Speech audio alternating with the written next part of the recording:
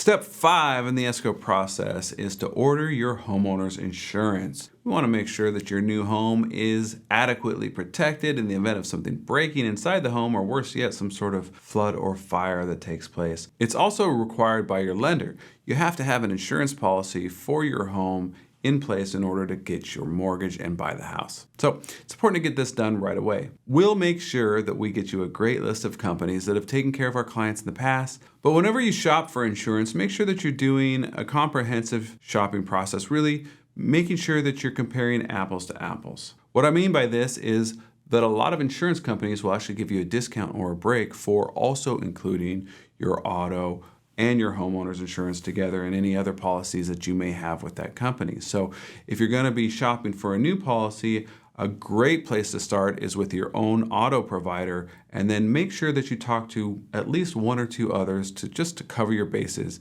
confirming you're getting the best deal possible. Now, just to make sure there's no confusion, the homeowner's insurance policy is different from the home warranty policy.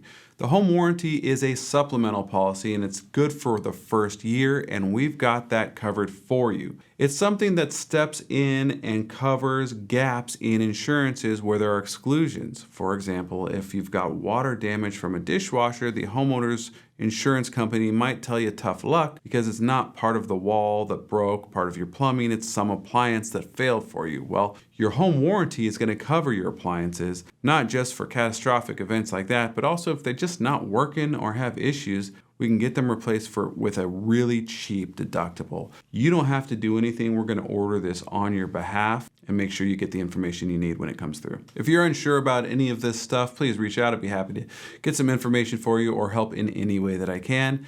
That's step 5. We're going to keep it moving.